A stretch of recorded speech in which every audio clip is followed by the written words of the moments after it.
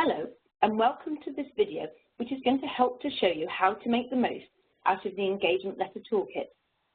My name is Julia Penny. I'm Divisional Director at SWAT UK, who author the toolkit, which is produced by us for CCH. Now, I've first of all gone to the CCH online homepage. I've already logged in, and you can get to the Engagement Letter Toolkit either by using the browse bar at the bottom until you get to Audit and Accounts Tools and choose the toolkit. Or you could put Engagement Letter Toolkit in the search box if you wanted to get to it that way. I've already found it and it's showing here. I'm going to take you through the various ways to use the toolkit because there are over 80 letters to use as engagement or other audit letters, and also 3 different ways of producing a letter using the toolkit. The first way to produce a letter is to use the Engagement Letter Generator, and we'll come back to that and show the various steps involved. But you can also produce a letter by individually taking Word documents and amending them as desired for your client's situation. And within that, there's also an option to either use a merged modular engagement letter, which is one big letter, if you like, with all of the services, where you would go through each schedule and area of the letter and update it yourself, or to use the scheduler structure, which is used in the generator as well, where you have a cover letter, a key fact, a standard terms of business, and then you choose individual schedules, which are standard services, such as booking services here, for instance. So you probably want to choose the merged modular engagement letter if you like to change a lot of the information throughout the whole of the letter, rather than having a more standardized approach. This means each letter needs to be produced very much separately for each client and will look different and take some time to go through and amend. But the letter, if you go into it, has a number of options. You can download it here. Open.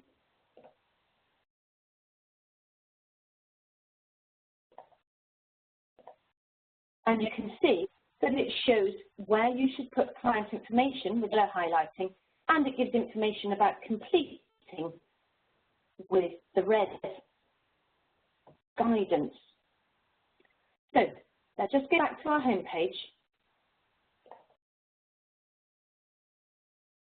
and go back to the previous page. So we've looked at the merged modular engagement letter approach, or as I said, take the cover letter, key facts, the standard terms, and each individual schedule you want. However, many people find it most useful to use the generator. Before we go on and explain how the generator works in detail, there are a couple of interesting points to note if we scroll down on this page with the list of schedules. First of all, if you scroll towards the bottom, you can see that the schedules are divided in helpful topic areas, so it's easier to find the ones that you want. So section 5 has the accounting services. We've also got section 9, which has letters not included in the generator. This is because they're not really engagement letters, or they're not in the standard format for engagement letters. So it doesn't really work to have them in the generator. Mostly, they're letters that you wouldn't use very often, like a disengagement letter. So these you would just download as a Word document and amend them as necessary for your client. We also have letters in section 10. Because legislation and standards change so quickly, it's often necessary to update a schedule on a monthly basis. It can be onerous for you to have to download the generator each time, and also it can lead to a delay in you getting an updated schedule if we have to wait for programming on the generator as well as the new information to be written. So to enable you to have early notice of things which have changed, if something has altered during the month, an update is written to the relevant letter or schedule in this section. This way, you can still use the generator if you want, and then just use the information in the schedule to update that relevant section of the generator, or you can put the letter together yourself by using all of the relevant schedules that you want listed on the page. Excuse me. So that's section 9 and section 10 of the letters. Let's suppose now that you actually wish to use the generator. Now, if you haven't yet downloaded the generator, you would go to the home page, and if you scroll down, you will see that there are a number of downloads. First of all, the Quick Start Guide will explain to you how to download and install the generator. It's quite straightforward, but the Quick Start Guide makes sure that it's all clear. To get to the point of actually wanting to download the generator, go to this section here on Further Information. The Further Information page has important information about how it all works, and then has a button here, click to download the program itself. Do notice that there's some important information about compatibility with various different systems, so make sure that your system is compatible with the engagement letter generator before trying to download it.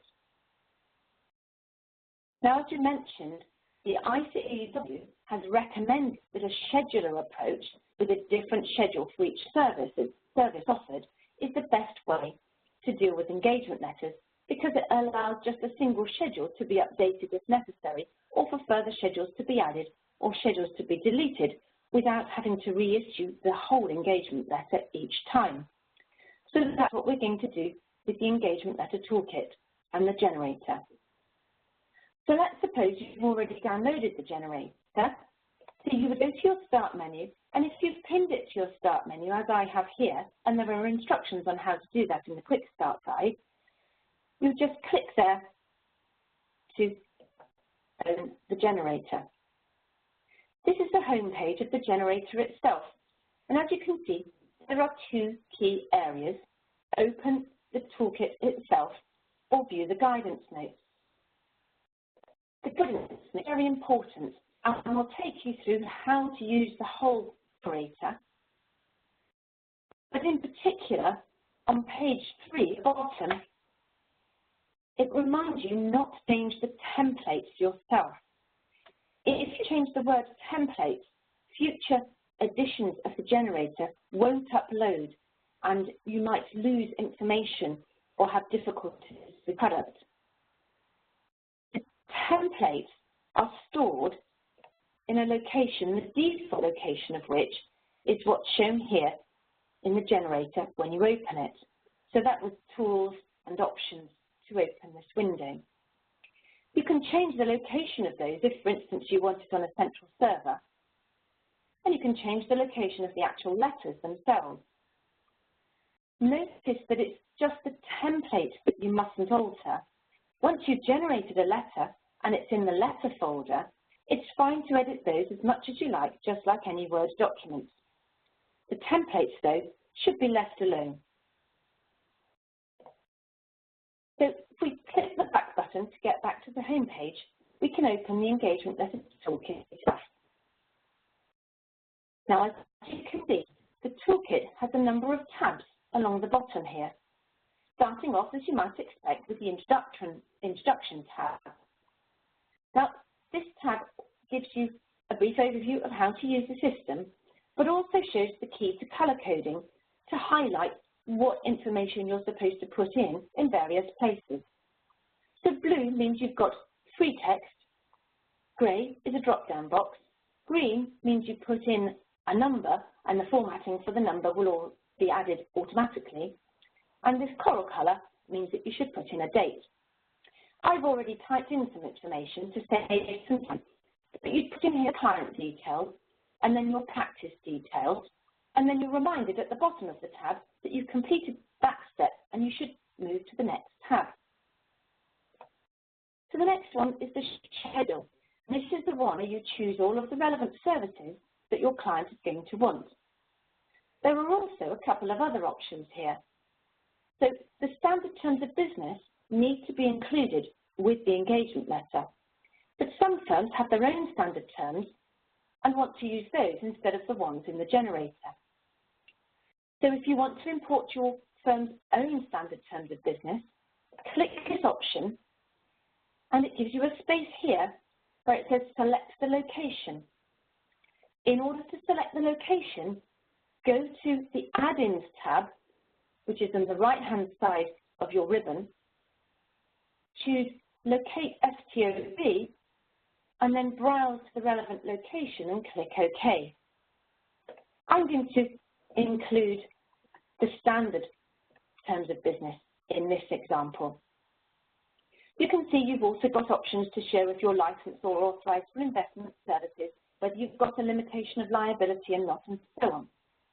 But then you get onto your services. The engagement type, section 2, 3 or 4, assumes that you will only offer one of these engagement types. So either it's an audit, an independent examination or some other sort of assurance, or total exempt, or none of those particular types of services. Choose the appropriate one. I've chosen audit, and then I've chosen limited company. But as you can see from this list, which you can scroll down by holding the right-hand bar, there are lots of other options of entity types that you can choose. Once you chose that, go through the rest of the schedule, selecting the services that you want. So I've selected here accounting services and production of annual accounts, but I've left these not selected. I've chosen corporation tax, but nothing else in the tax section, and nothing else elsewhere.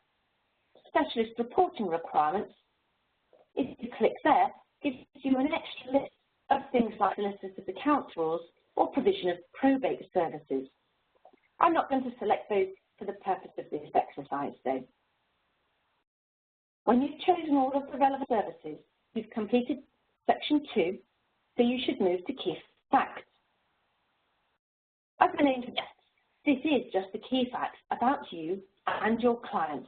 So fill in relevant web addresses, details of insurers, addresses, and so on, and whether we have a limitation of liability and how much. Italic writing like this gives guidance so that you can choose what to select in the options above or below. Now, when you get to the individual sections, there are key facts related to the client. So, for instance, we're going to do an audit, and we need to know the name of the senior statutory auditor, and we need to work out what type of accounts are being used. At the moment, there's quite a variety. So I've chosen FRS 102, but you could still be under Old UK GAAP, FRSI 2015, Microentities FRS 105, so choose the correct option here. And if you're doing account services, again, choose the relevant option for the preparation of accounts in the drop-down box here. There are various submissions to fill in, including dates for when you need various information regarding the tax, if you're doing that sort of work. And then you've completed step 3. The cover letter, as the name suggests, does not require a great deal to be input, but you can say whether you're going to include the brochure or not for your firm, and whether you want to include the costs for providing selected services. The ICAEW recommends that this is done in the first year, so if you want to, you can add a yes, and you get spaces to put in the first year's costs. But if not, then obviously just select no. Once you complete that tab, move on to Agreement of Terms, and again, it shows you information to complete, which in this case is relevant dates. So you'd fill in the dates, you'd fill anything else, and then it tells you you've completed step 5 of 6. Now, as you can see, we've run out of tabs, so we've entered all of the information that is required, but we haven't finished yet. We need to generate our letter. So to do this, you go to the Add-ins tab. If you're not there yet, it might appear like this, and you'd move across to Add-ins, click Letter, and choose Create Letter. Now, I already did one earlier. So it checks, first of all, do I want to save the letter in this location so I know where it's going to be? Yes, I do. And because I've already created one, it's asking me, do I want to replace the existing file? If you've got a file with the same names on it, then you'll end up potentially overwriting the old one unless you make sure that you've saved the old one with a different name. So if you want the old one as well, don't save this one yet. Go back in, change the title of that, or save it elsewhere. But I'm fine with replacing the existing file because they're essentially the same, so I'll click yes.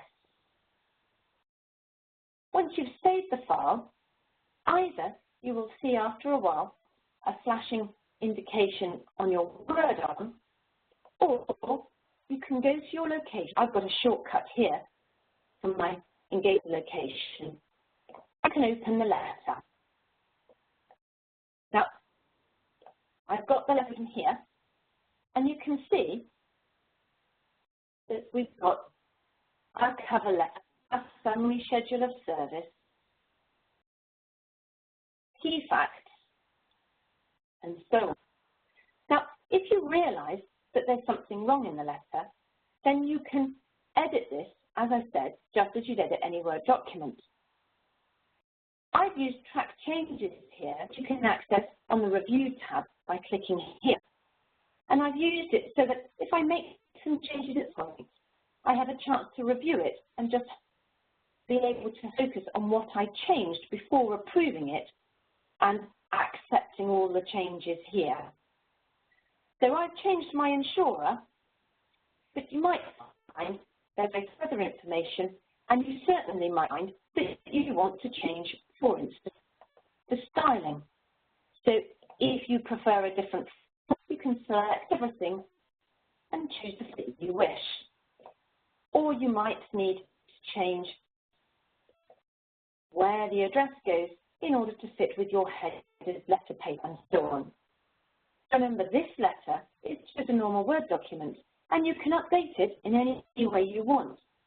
This is also really powerful because if you find that the client has slightly different situations to the normal average client, you can even go right into a schedule such as the audit schedule and make specific changes there relevant to the situation of your client. So if you've got a rather unusual situation, generate the letter first, and then you can tailor it just using normal Word editing. Once you're happy that you've reviewed the letter, everything in it is what you want, then you'd be ready to print and send. Problems that might arise, apart from you deciding, oh gosh, I made an error in the generator, you might find field not defined, where perhaps you forgot to put something in the generator. If this is the case, you can always go back to the generator and put the information